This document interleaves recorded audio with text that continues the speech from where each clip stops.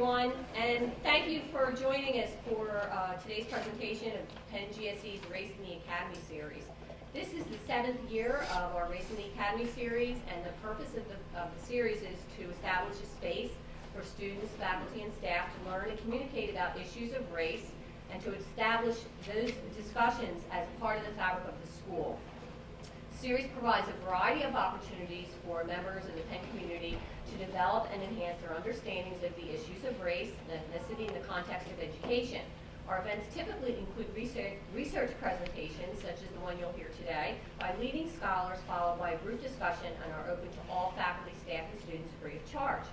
I would just like to take a minute to thank our co-sponsors for their generous support of this year's series. They include the Graduate Student Center, Greenfield Intercultural Center, Center for Africana Studies, the African American Resource Center, the Urban Studies Program, our Association of African American Graduate Students in Education, and Students Confronting Racism and White Privilege.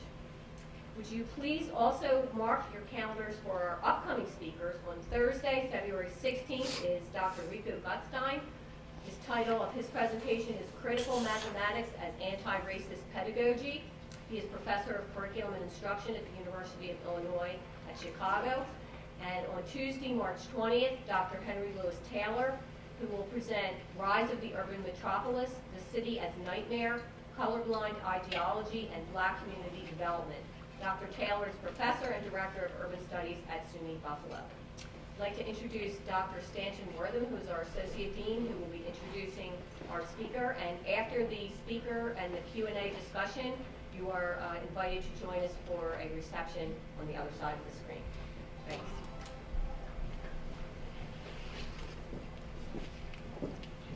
Thanks, Lois. Thank you to Lois for organizing the series and all her work behind the scenes to make all of this possible. Thank you all for coming. I'm very pleased that today we have with us Professor Enrique Murillo from California State University, San Bernardino, where he's a professor in educational research methods and foundations. I first met Dr. Murillo back when we had both just finished our dissertations back in the mid-90s or so. And he, together with a colleague, Sofia Vienas, were the people who coined the term New Latino Diaspora to describe the phenomenon of especially Mexican, but other Latino people moving to areas of the United States that had not traditionally had a Latino presence. And this was an important phase in the development of research on this emerging demographic phenomenon because it gave reality to this pattern that people had been seeing pieces of it, but they were able to envision it as a larger process and place it within the socio-historical context of the movement of Spanish-speaking and other indigenous peoples through the Americas and European colonization and various related historical processes. So it was an important moment to crystallize that for us, and he pulled together a group of people at a AAA symposium. I think it was in 1997 when I first met him. And his own work, he worked in the South, in North Carolina. He got his doctorate at UNC.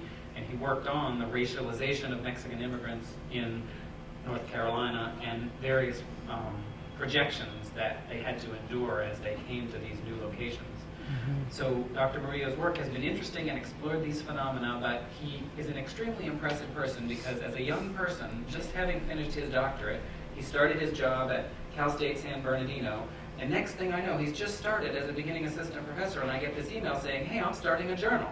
I've decided that we need a journal on Latinos in education, and we're going to call it the Journal of Latinos in Education, and would you be willing to serve on the editorial board for a couple of years? And I was thinking, wow, I'm trying to figure out whether I'm going to be able to publish my second paper this year, and this guy's already editing a journal and starting it. And he got a publisher who was interested, and now this journal has published all sorts of important work on all sorts of issues with respect to Latinos in education. And so I was extremely impressed that this young man who was able to just say, I'm going to do this. There's a need in the world. There's a social need to do it. There's a need in the academy for the sort of research that's being published on these phenomena. And he just did it. He pulled it together. And that journal is still going strong, and he's still editing it and doing a wonderful job. And so I was figuring, wow, so here's a guy who's doing interesting research, and he's coined this phrase of the New Latino Diaspora, and he started this journal, and so he's really having a remarkable academic career. And then a couple of years later, I got another email that said, that I'm going to start something else. I'm going to do this, what he's going to describe for you today, this sort of online movement where it's a source of information for academics, practitioners and people in communities about Latino education and the challenges and opportunities that are facing Latinos and educators who want to work with them in schools. And this is a remarkable thing where he's had Barack Obama participate in events that he's organized. He's had all sorts of remarkable people working virtually, sometimes in place in California where most of the work is focused, but also virtually around the country and even beyond the country, participating in these advocacy activities that are bringing together academic work together with various sorts of activists and practitioners to try to improve the lives and outcomes of Latino kids around the country. So not content just to launch a new and important line of academic research, not content just to launch a new journal and to provide a voice for people doing work in the field, but also now using the internet and the capacities of new network technologies in order to do advocacy and research and distribute it. It's a remarkable thing for someone who is still a young man who is still doing this sort of work. There's a lot of gray here, though. Right, he uses product to create. But we're really pleased to have Dr. Murillo here with us, and thank you very much for joining us.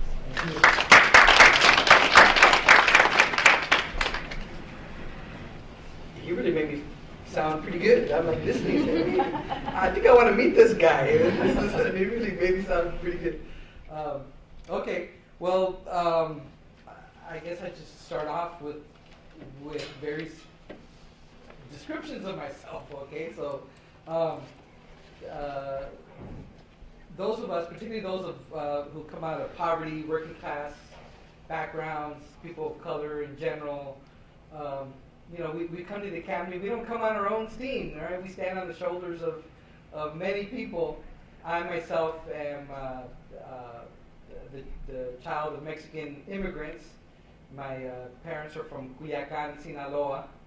My mother is also a Tawe, which is a Native American Yaqui. We're part of the Yaqui group. We're on both sides of the U.S. and Mexican border. So I actually have three citizenships. So I'm a U.S. citizen, a Mexican citizen, and a Tawe citizen. And I have three different identifications. So, for example, I just came back from Mexico, and I entered as I entered as a Mexican citizen. So I showed my Mexican citizen certificate of Mexican nationality, and then when it's convenient, I'm a U.S. citizen, right? Whenever I had a U.S. citizen, and I was crossing the border from Tijuana back to San Diego, and the border patrol asked me, "Hey, what's your citizenship?" I told them, I'm Yaqui, and they don't even bother. They don't bother. And I do that oftentimes, even when I'm at the airport, because we're protected under federal law, that they're not supposed to. I'm also a registered spiritual leader, so sometimes I carry tobacco, paraphernalia, things that we use in our religion, in our native religion, right? Sometimes, in our religion we use pipes, we have feathers and so forth. So that nobody's supposed to go in there and touch your stuff. It's like being a priest. Nobody's supposed to go in there and touch your stuff. So I take advantage of that too. So sometimes I'm at the airport and they want to go through my stuff. I say, hey, hold on. If you want to go through my stuff, I'll show it to you. Do that. So, but all that oppositional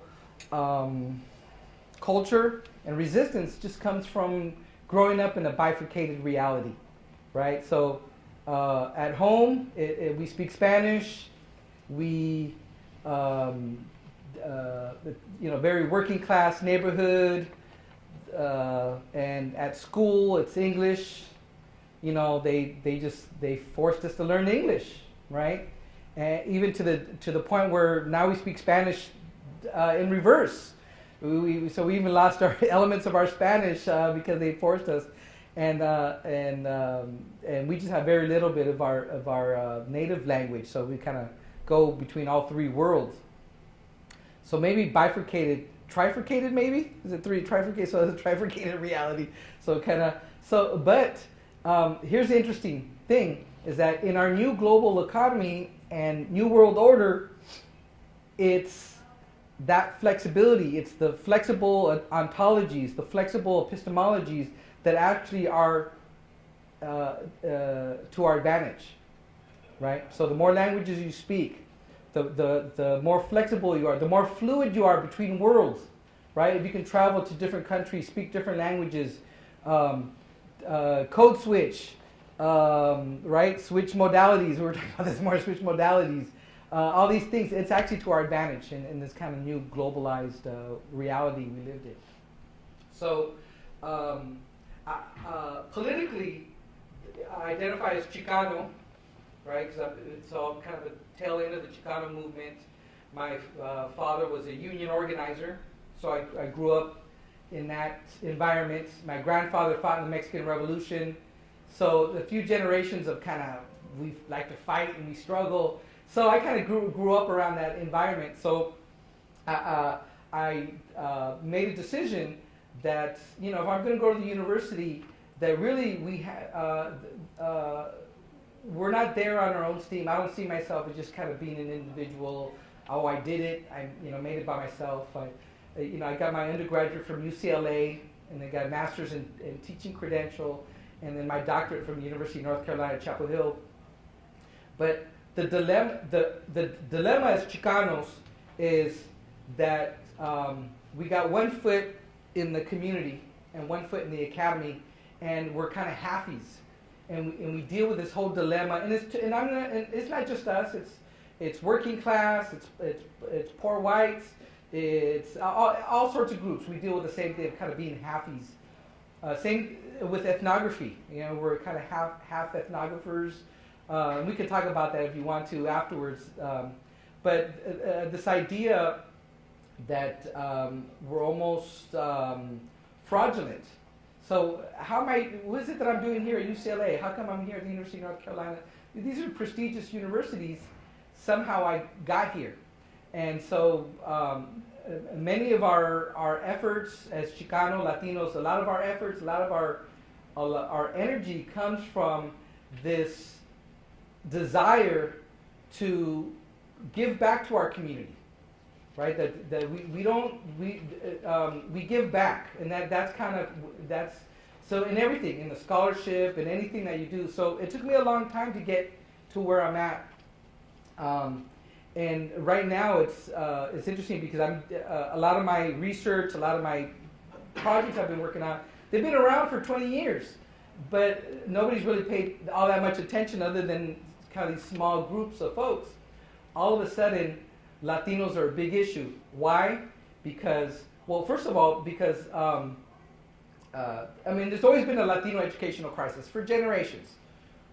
For hundreds of years, it depends on if you want to put it in a historical context, there's always been a Latino educational crisis.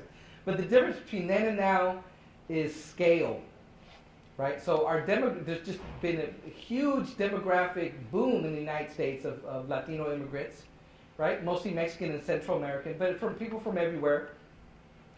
But our participation in higher education, our participation in the formal economy is not keeping up to pace with the demographic growth.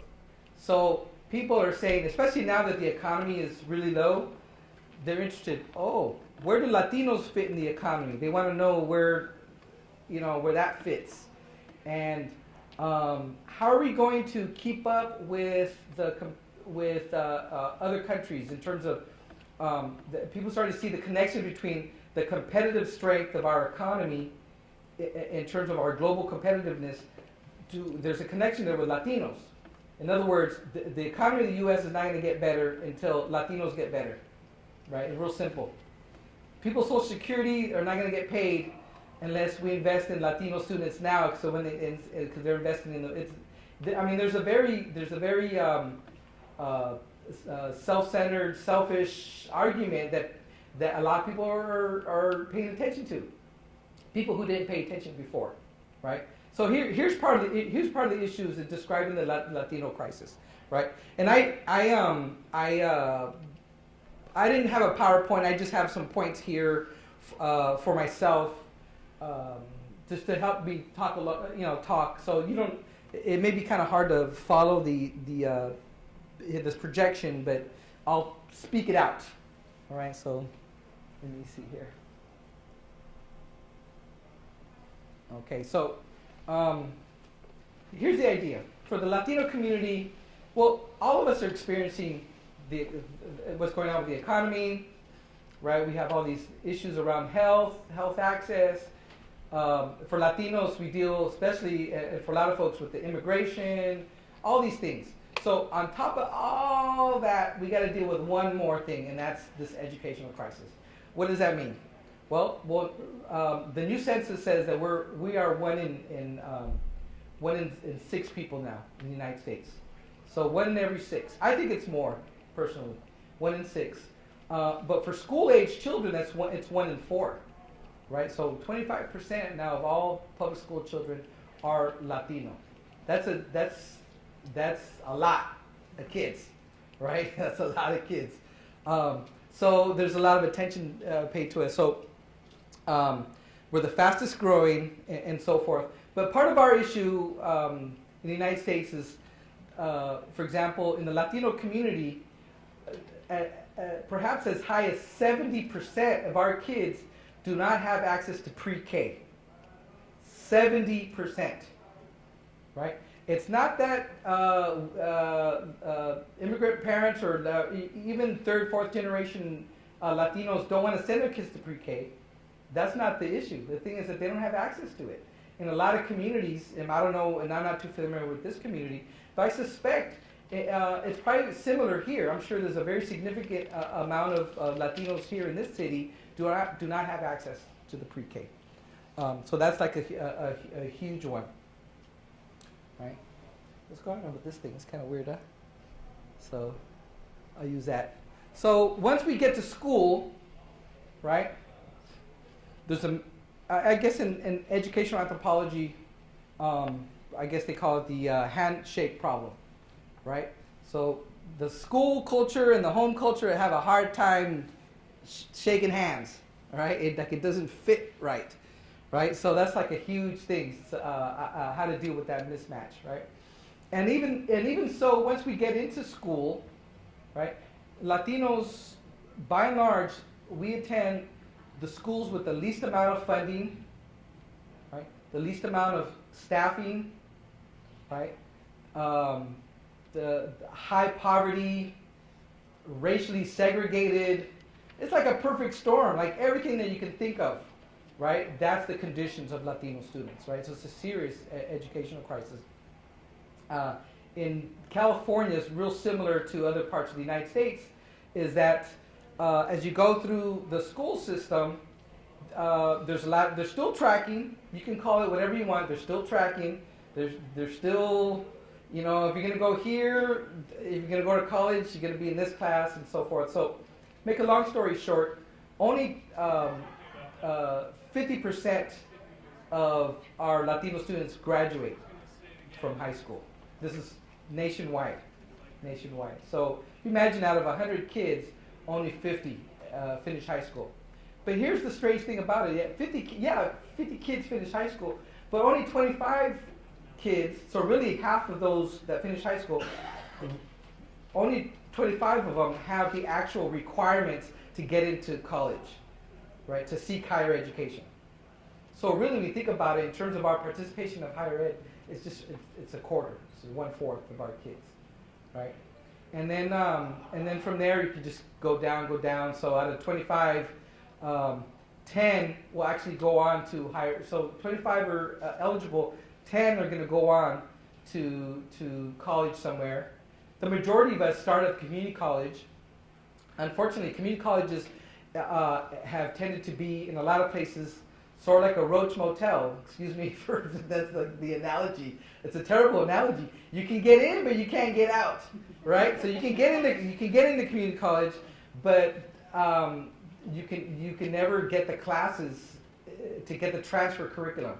So you just get a bunch of young folks who they just get stuck in community college and never are able to move on, right? So out of those who do move on, you're going to get, it just depends on what different subgroup of Latinos, but you're just going to get a handful who are actually going to finish with their bachelor's degree.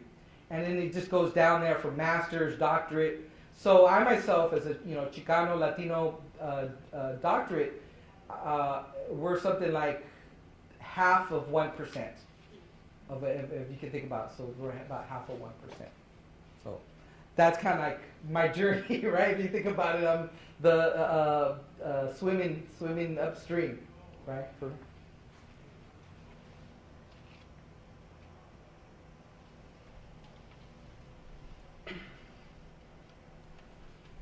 Okay, so here's the thing now. So a lot of people are interested in Latinos all of a sudden. Well, again, because it's a matter of scale, right? So education really, not just for Latinos, for all of us, really, it's the civil rights issue of our generation, right? It's at that level, right? So we have to really take up the banner and start doing the work, right? This is the civil rights, and it's the economic imperative, right? If,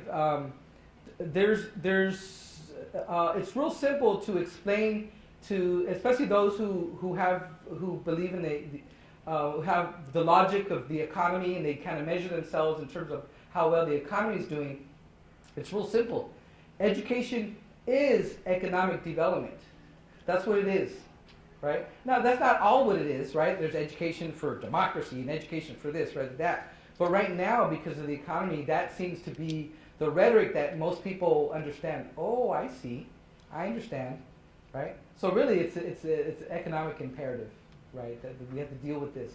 Why? Because we need to take folks out of the shadow and into the light, right? Help them get through the school system, formal schooling. People need to participate all the way through in our society, right? So that's the challenge. That is the big challenge. So 15 years ago, when I was a doctorate student, and this goes back to what Stanton was mentioning earlier, is that what we found out is that as a master's student and then a doctoral student, there wasn't a lot of research out there. I mean, there was, but it was very sporadic. Things published here, published there. There's still a lot of, I guess, what they call academic colonialism. The Latinos are seen as peripheral and really not center, right? So we're marginal, not center. Okay, and so what do you do when something doesn't exist? Well, you got to create it yourself, and that's basically what we did, right? We created a journal where we could start disseminating and publishing our own work, right? There's a whole other topic there about the politics of getting your work published and all that, which I won't go into now. But it's related to part of the legitimacy of the academy, right? So how do you legitimize yourself, legitimize your work in the academy? Well, you got to publish, right? You got to write articles, you got to write books, you got to do presentations, you got to be involved in professional development, those kinds of things. So that's what we did with a handful. Stan was one of them. A bunch of us got together and said we got to just do it, right? And not apologize for it, right? Basically, we are a legitimate field of inquiry, right? We've been doing this for a lot of generations, but it's time to kind of put our flag in the ground and say, boom, we claim our state. And that's kind of what we did. So we created the Journal of Latinos in Education. Now, after so many years, it appears on many Tier 1 lists of academic journals. We have more than 92,000 subscriptions worldwide. It's become a huge thing. But there's a lot of naysayers. A lot of people who thought it was just going to be it's a magazine. Oh, that's nice. You put together a magazine, or it's like, no, this is a research journal. It's a legitimate scholarly journal, right? And we just got to do it. So we did it, and even though it created a bunch of stuff, I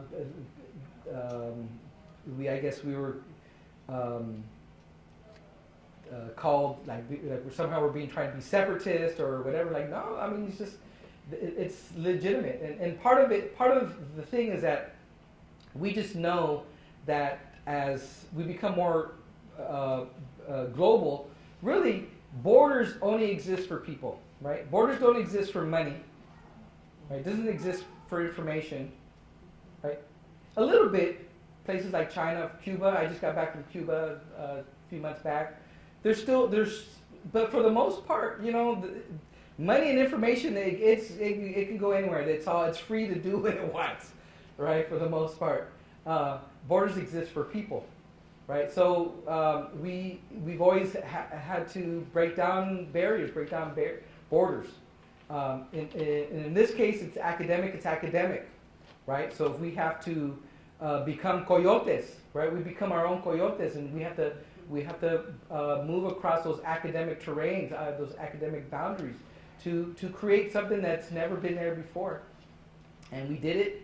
And, but because of that, because of the Journal of Latinos in Education, it solidified a network, right? A network. Because there's a lot of people out there, right, who are interested in these issues, right? So, actually, let me play around with this to show you a few things.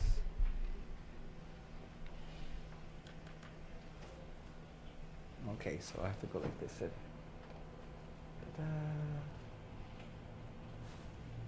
Oh wow, this thing got all crazy. All right.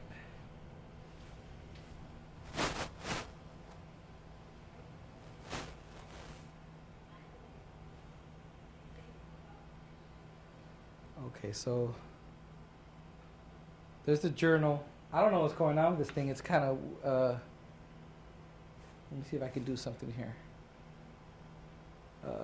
Zoom, let me, can I reset it? How's that? Okay, so, all right, so there's the journal, right? It comes out 4 times a year. And so now there's people who thanks to these efforts, they're legitimate scholars getting tenure. Hey, I published in the Journal of Latinos in Education. We have a 88% rejection rate, so only 12% publication, right? That's prestigious. People see that. Oh, really? Why? There's a lot of people who submit articles, and doing that. So, but the point is that out of this project came the National Latino Education Network. Let's see how that one comes out. Okay, so let me.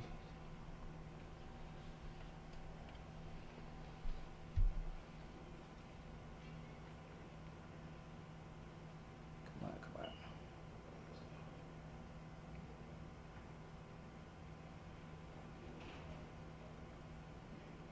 It doesn't want to reset.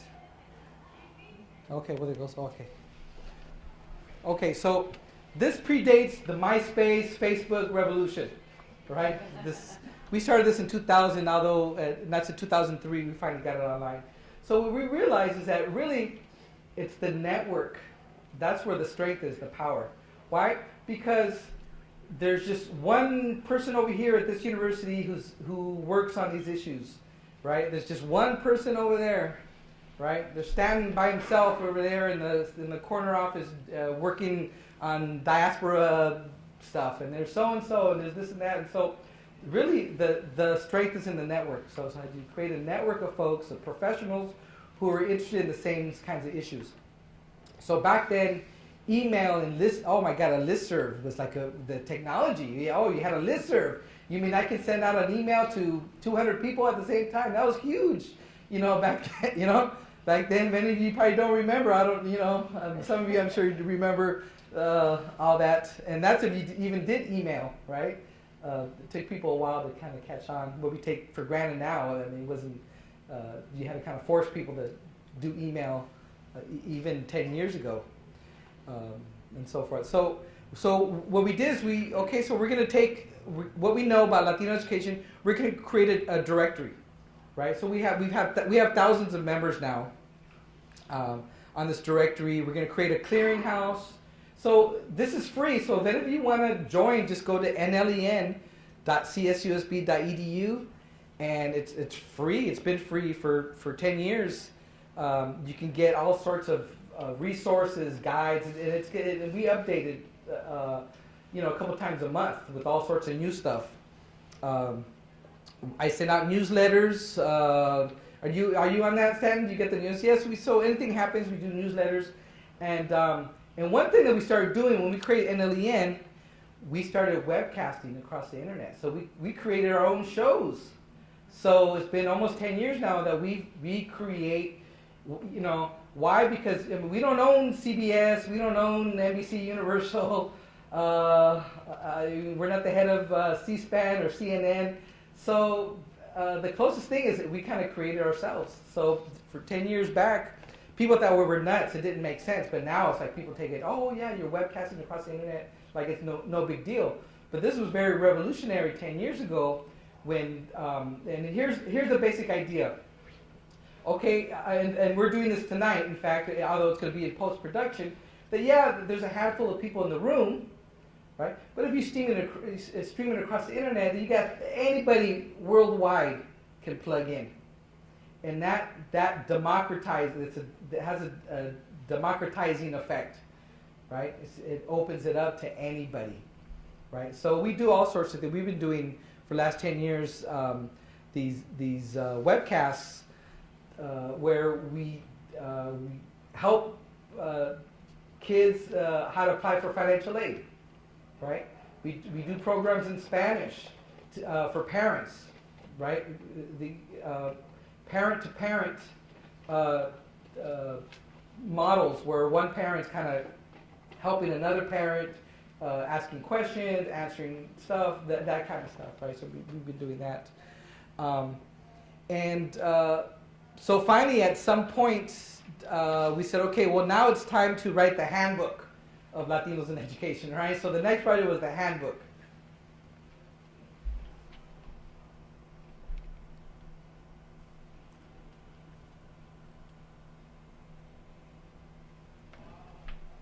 Okay, and like always, you got to play with the big guys, right? So so you have to make a contract with Taylor & Francis, right? Huge power broker in the publishing world.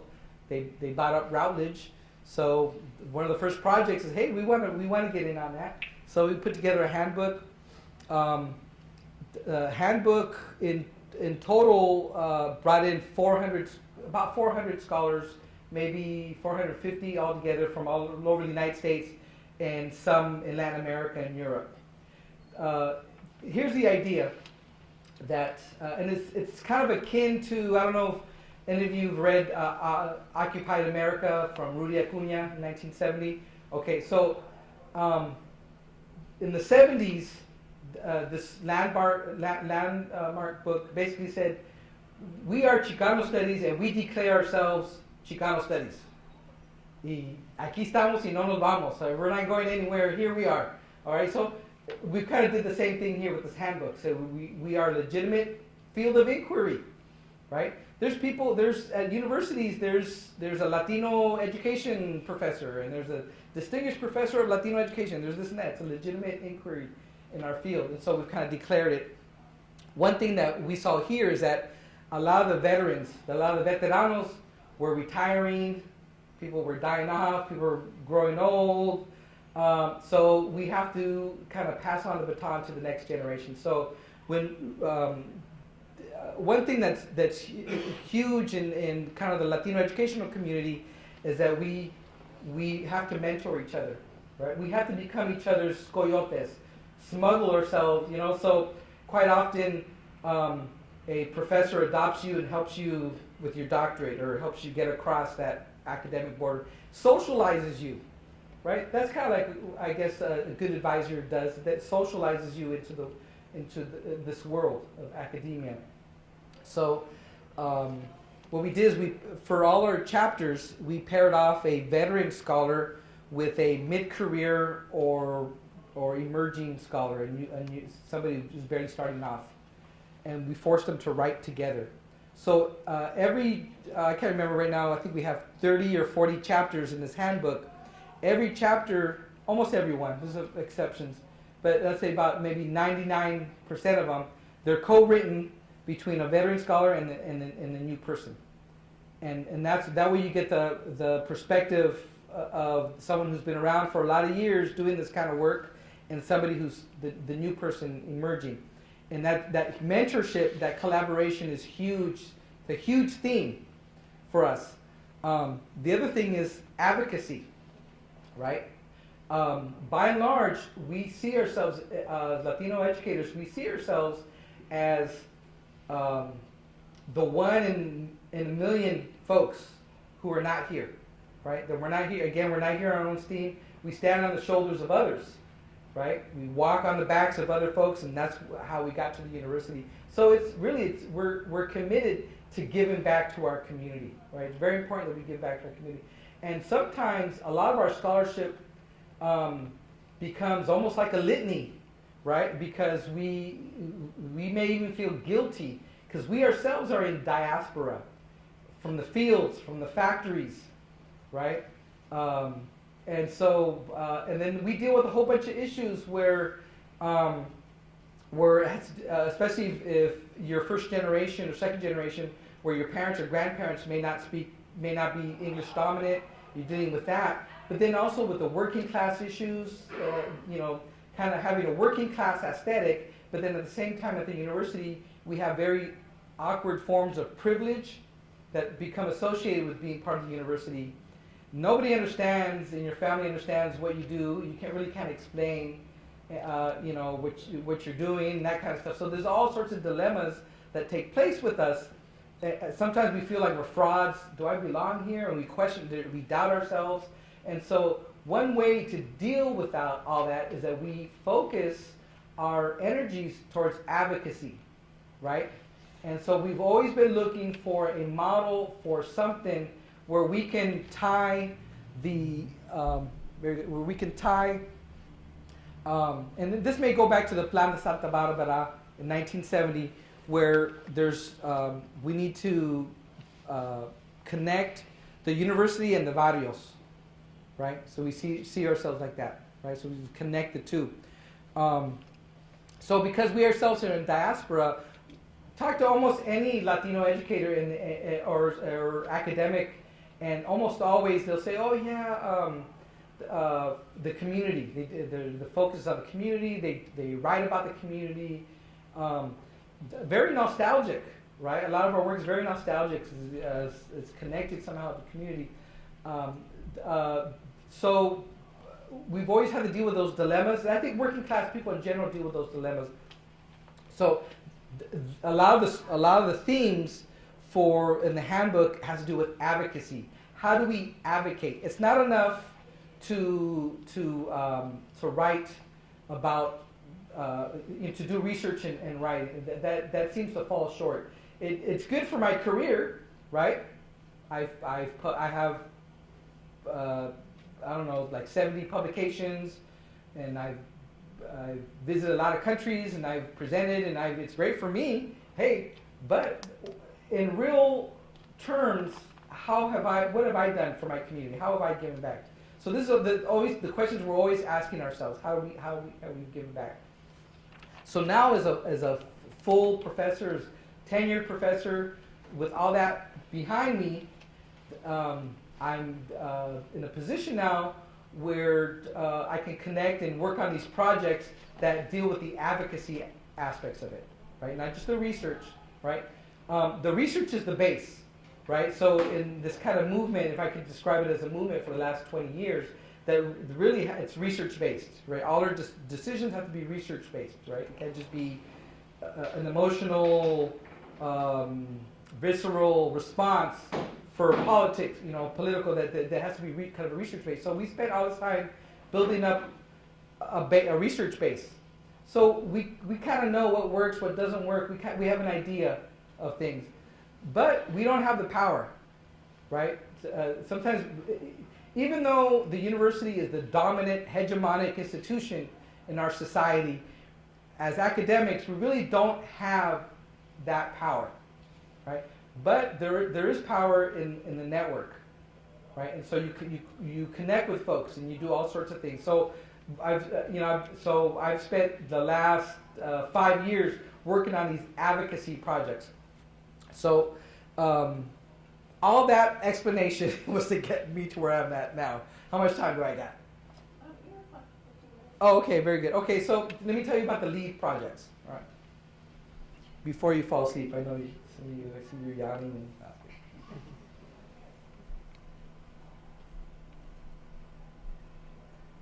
Okay, so right here.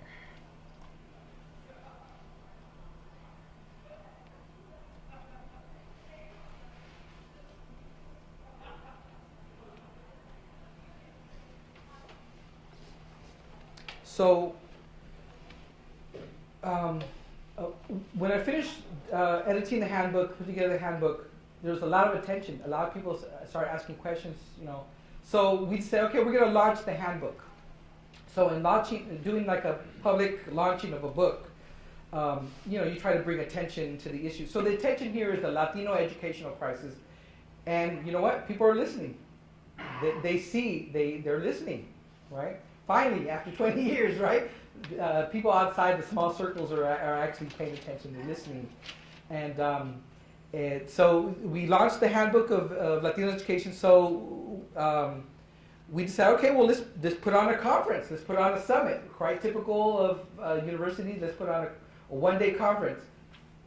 But this one-day conference turned out to be a huge thing because there's just so many people interested in the issue. So what we did is when we had our first summit, this is 3 years ago now, there's 1,200 people in the room, but again, we're webcasting this. So we put a camera there. We were able to recruit 1,300 other universities across 18 countries to participate in our conference. So now you're talking about hundreds of thousands of people participated in our conference. It was huge. It's like a big record-breaking thing. So if you can imagine, you know, so we're here presenting and so forth. The camera's there. So the camera's streaming across the internet in real time. There's a Facebook function, there's a Twitter function, and then there's the online chat. So as you're watching the conference, there's all these people who are having conversations. They're chatting about everything. They're asking questions and so forth. And you know, and a lot of universities are looking for ways to diversify their faculty, their students, their curriculum. They're looking to internationalize their curriculum. So this is an easy gig. Hey, come watch us on the internet, right? So so these 1,300 other universities, and I don't know if you have one here or not. Did you guys have a watch party here? Okay, so we're gonna have one this year though, right? So in March. This one's on Wednesday, March 28th. So for this one, we just gather folks here, just like we are now. And so we're watching on the big screen, and people are participating, and that created an even larger network. Out of that, the Inland Empire, where I'm from, this little region of Southern California, we got the lowest college-going culture, I think, in the United States. We got very high dropout / push-out rates, everything. So there's a lot of attention all of a sudden to our region. So now all of a sudden, here's the interesting paradox, is that as these Latino education projects are reaching out worldwide, there's also a focus inward to our own local regions. So now we're working with partners. We have 1,500 partners now of people who are working on their own projects. And what we do is that we're a network, and we call ourselves Netroots, is what we call ourselves. So it has to do with the network, but also the internet, using internet-based technologies to connect people, like that. And then the grassroots, because so it's the advocacy, right? And that's always been our connection. How do you stay connected with the community, right? It's funny because I gave a presentation maybe a couple months ago with Rudy Acuna himself, right, the author of Occupied America, and he talked about the same thing that we're talking about now. How do you give back to the community? How do you connect things? But the difference between then and now is that now we have the internet, and we can use the technologies for our own purposes, right? For democracy, to create moments, spaces that are much more democratic, right? So this thing became huge. Even the White House, President Obama gave a talk, and he used kind of the tenets of the handbook. So I got invited to the White House. I went to the East Room. I got to witness him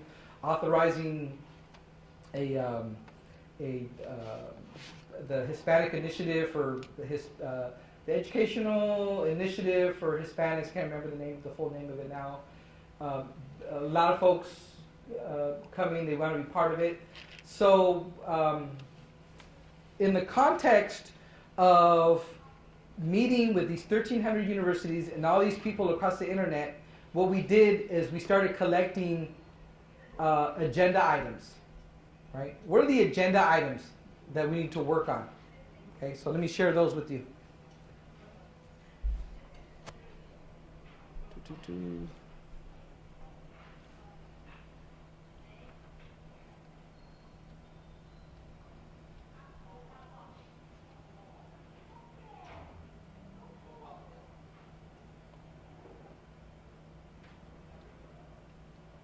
Okay, so if you can imagine, in fact, our impact numbers this year totaled more than 17 million people. So that means, so not just that, we're doing internet radio. So we have 1 million listeners now on our internet radio show, right? So we do things off the internet, and we do this, we do all these things. So over the course of the last 3 or 4 years, we've been collecting, what are the agenda items, what are the tasks that we came up with. So we did a narrative analysis, right, of the reoccurring themes, right? And so here they are. So number one was we got to learn the traits, backgrounds, cultural histories, and diversity of and among Latinos, right? Latino doesn't mean anything. Hispanic doesn't mean anything. It's just an umbrella term, right? But there's a difference between a Dominican and a Mexican, right?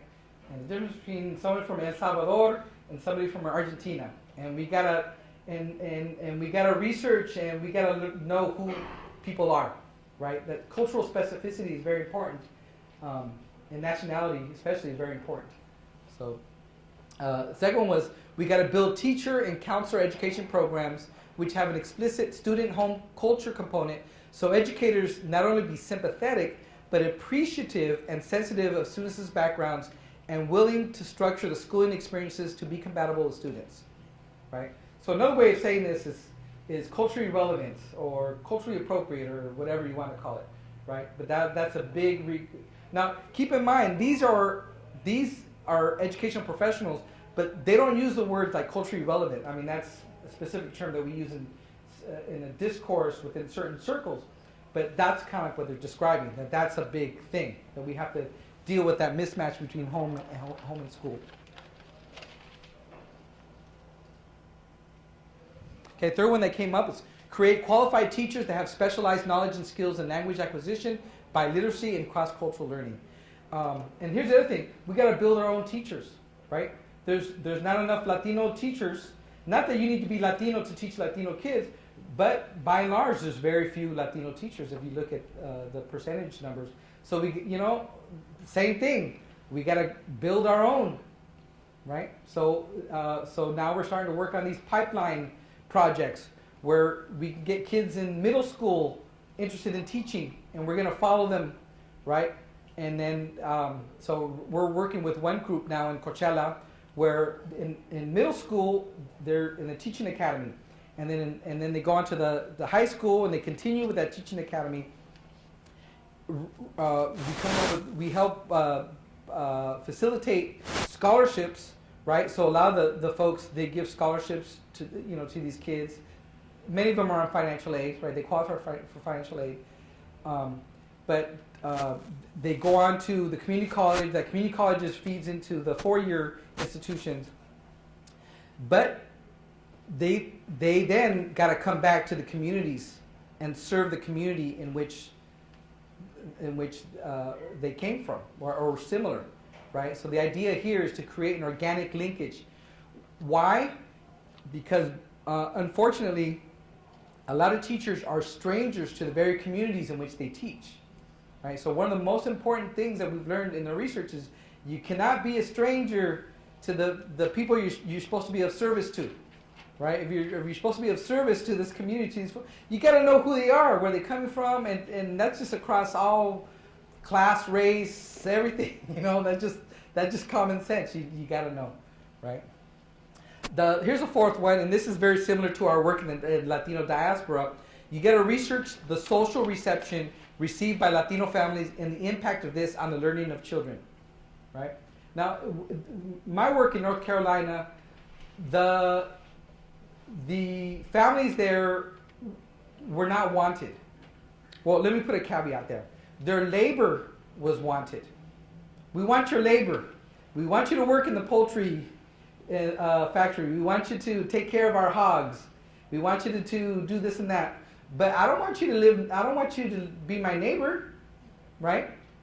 And so that there's an impact there on learning. And we're starting to learn that there really is, it's not just in figurative ways, there's a real impact on the way children learn if they feel that there's very little social reception in the community that they live in, right? So that's another thing.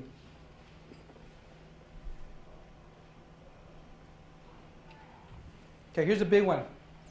Combat the deficit views of Latinos, right? So in the public sphere, Latinos are often portrayed as dirty, chaotic, other, those kinds of things, right? And even in everyday discourse. So one of the recurring themes is how do we combat these deficit views, right? And this is very particularly important in schools, right? So how do we see the students' culture and language as a pedagogical resource?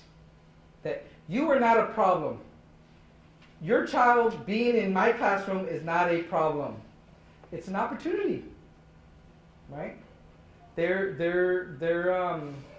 if you take advantage of the students' language and culture, you can figure out ways to incorporate that so it's not deficit, not viewed as deficit, as you're lacking, right? How much time I got? Okay. Okay, so a couple more things. Here's a big one. In fact, I'll just stop with this one. There's a few more, you can look at it. The parents. We got to engage parents, right? So create meaningful, trusting, horizontal, and reciprocal relations with Latino parents and extended family. Unfortunately, in a lot of schools, the schools don't know how to deal with parents, right? They don't know how, right? And there's been a lot of really good work lately in the last few years about Latino parents, really good stuff. But by and large, we just don't know how to deal with what place do parents have, right? And for Latino parents in particular, it's interesting is that we don't show up on the radar. So the conventional middle-class descriptions of what a parent's supposed to do for the child, right? Latino parents oftentimes, what they do for their child does not show up on the school's radar. So schools tend to think, oh, Latino parents don't care, they don't value education, and that's BS. It's not. Latino parents do value education. They just do so in ways that don't show up readily on the school's radar. I don't know what else analogy to call it. So to make a long story short, based on these agenda items, so now the lead organization, Latino Education Advocacy Days organization, now we've taken upon ourselves to then start addressing and incorporating projects that around these themes. So the latest project we did is we have a public-private partnership with Telemundo, right? And I don't know if any of you saw this, but Telemundo Spanish language television conglomerate, they approached me and they said, hey, we want to create a program on Latino education, right? So the first thing I told them is, okay, that's great, but we want to create, if there is going to be a program, it has to be real advice, real tips that we can give parents. Not just talking down, not just telling them the same old middle class stuff like keep magazines on your coffee table or whatever, you know. I mean, there was no coffee table when I don't think I saw a coffee table until I was in my 20s, so I didn't know what that was, right? So you guys hear what I'm saying, right? So we put together a program, and NBC Universal has this programming called Education Nation, and I got picked to be one of 30 or so thought leaders this year. I got to come here to New York City and participate in the whole thing. But make a long story short is that the power of television was huge, because they reported 54 million aggregate television viewers, right? So let me see here. I can write a book, and I don't know, a few hundred people are going to read it. I can write an article and so. Or I can use my energy to work on these partnerships, and millions of people are going to watch it. So we're at that stage now where we're trying to do things. We're doing innovative things. For example, we started a project with a guy in North Carolina called Recados, R-E-K in the number 2. In Spanish, Recados means messages, where the research shows that something like 70% of Latino immigrants, especially Spanish-dominant immigrants, they may not Facebook. A lot of them don't Facebook or MySpace or Twitter, but almost everybody can get a text message on their phone. So now we're working a project where we're sending out text messages to people, right? Boom. Every day you get a text message, right? So that's a kind of innovative way to reach out to folks in these places. So that's just a little bit of the kinds of stuff we're doing. So I don't know if there's time for question answer. Okay, so question answer.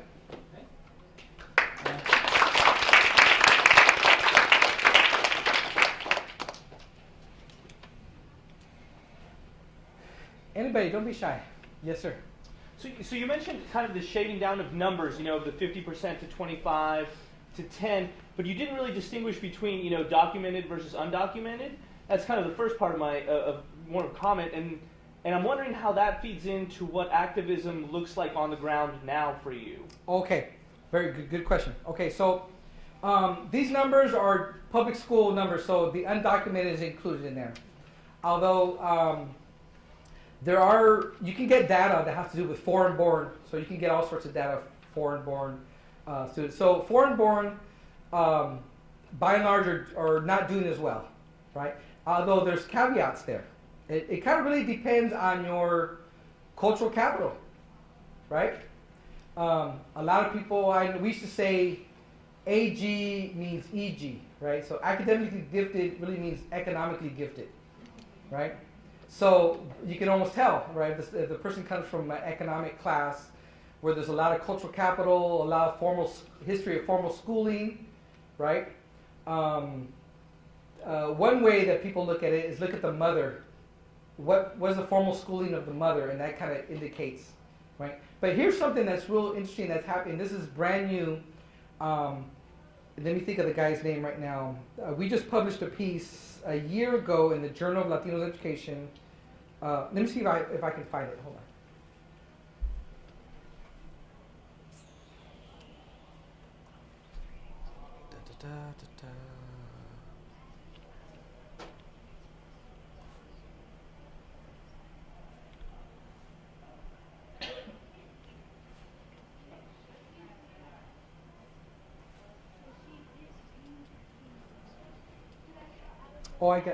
I remember. Alejandro Covarrubias. If you can look at it, it's in the Journal of Latinos in Education. We just published it not too long ago. So here's the interesting thing, is that the effects of the civil rights movement are starting to erase, and we can actually document it for Latino students, right?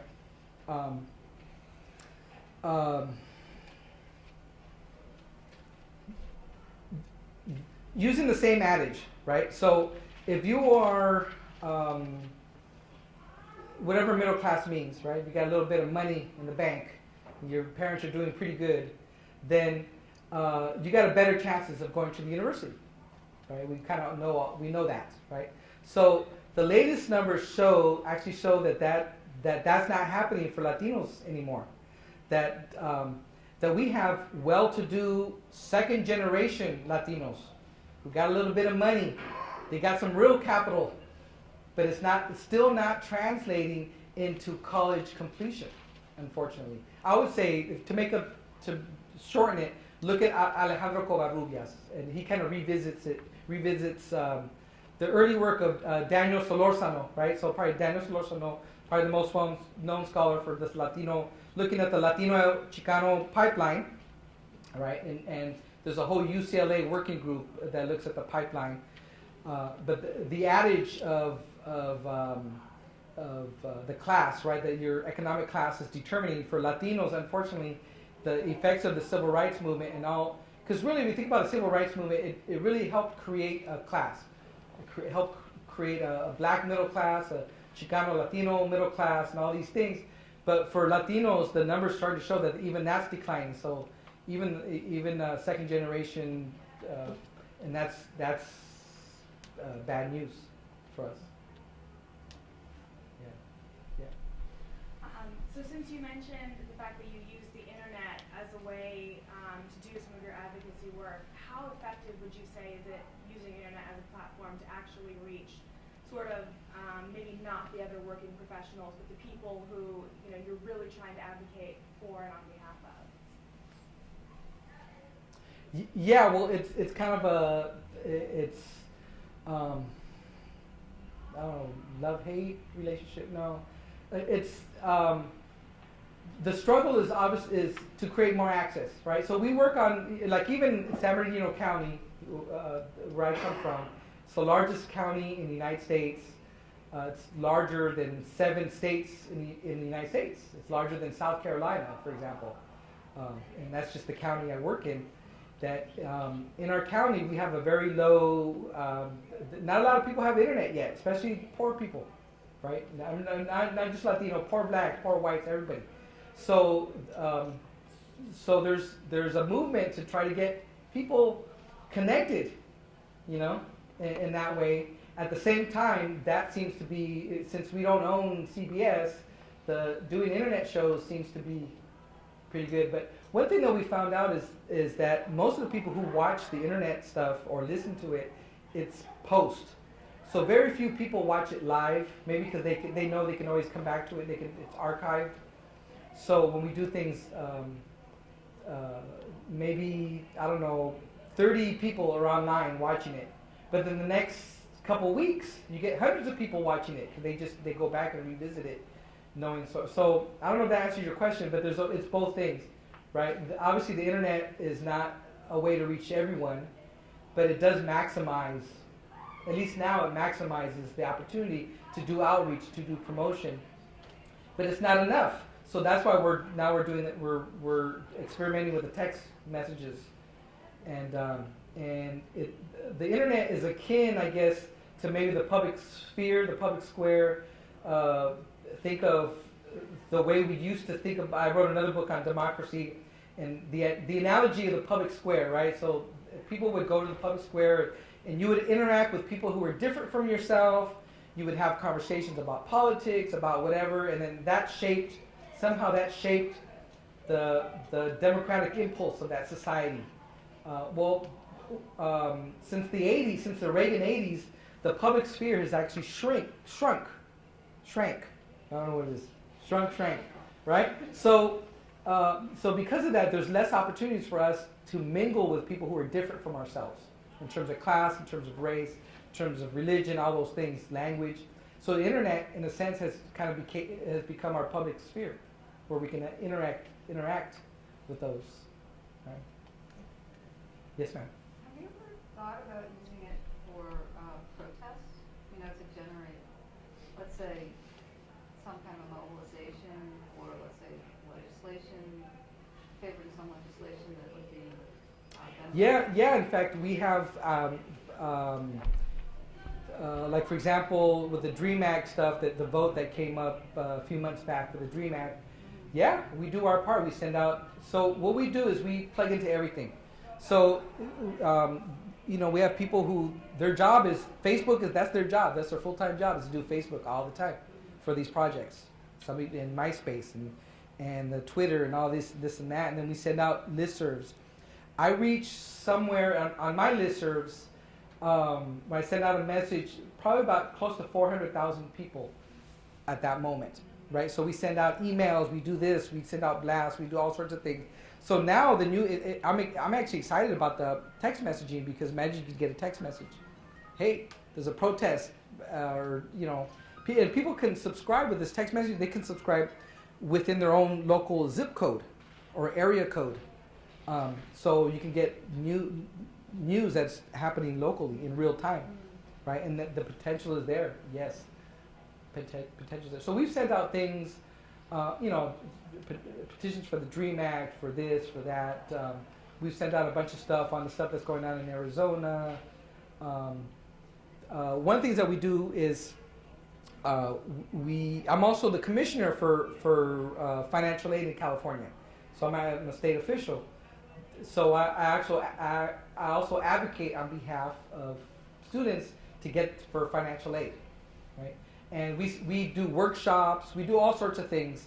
A lot of our work is really, I guess, what you'd call infra-political, right? If you kind of look at the kind of a theory of politics, is that a lot of the work really is infra-political. It's below the radar, so it's very petty. It's the everyday stuff, right? And then something happens, and all of a sudden there's an eruption, a cultural eruption, right? And so during this eruption, that's when you get people protesting, and you get the thing like at UC Davis, and you get the Occupy groups and this and that.